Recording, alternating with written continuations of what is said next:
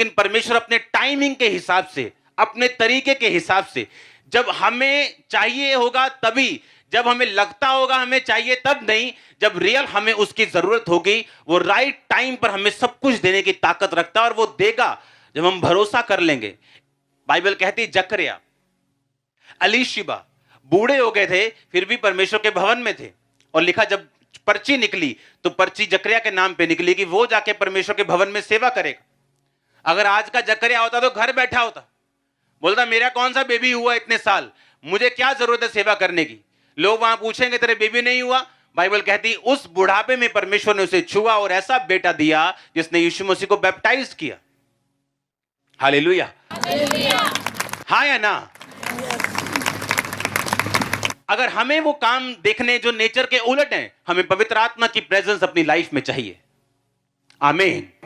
और वो तभी आपकी लाइफ में आ सकती है अगर आप इस लेवल से बाहर आ जाएं और परमेश्वर को अपना संपूर्ण जीवन दे दें, क्योंकि उसे मालूम है आपकी लाइफ में क्या करना है, किधर से करना। अगर मेरी लाइफ में निराशाएं ना होती, फेलियर्स ना होते, जब मैंने परमेश्वर में आया टेंशन बढ़ गई, बीमारियां कई बढ़ गई, डिप्रेशन बढ़ गए, उल्टा कम होने से, अगर वो फाइट्स मेरी लाइफ में ना होती, आज मैं आपके सामने सेवा ना कर रहा होता।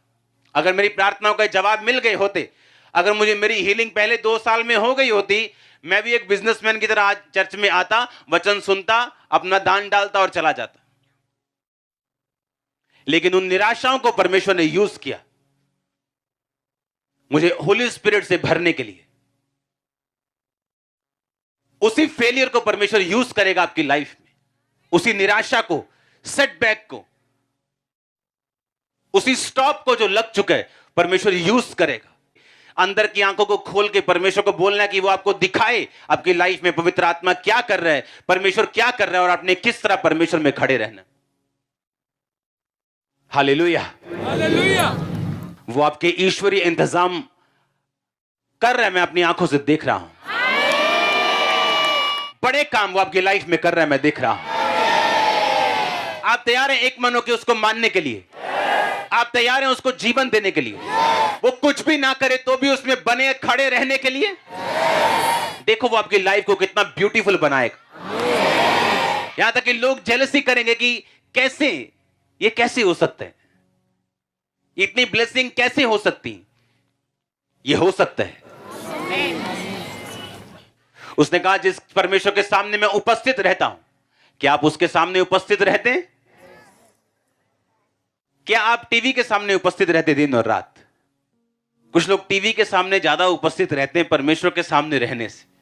तो आपकी लाइफ में टीवी स्पिरिट आ सकती है, होली स्पिरिट नहीं। आपको डेडिकेटेड होना पड़ेगा, आपको सेक्रीफाइसेस, बलिदान करना पड़ेगा उन सब चीजों का जो आपका शरीर मांगता है, उन चीजों को देखने के लिए जो डिवाइन है, जो ईश्वरीय है, जो हेवन डिजाइन करता है आपकी लाइफ में। आप तैयार हैं क्या?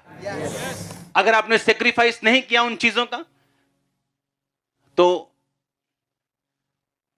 फिर आम क्रिश्चियंस की तरह, आम लोगों की तरह हम भी चर्च में आएंगे, खुदाबंद के काम देखेंगे, 2-4 काम करेंगे, चले जाएंगे और उसके बाद कुछ नहीं।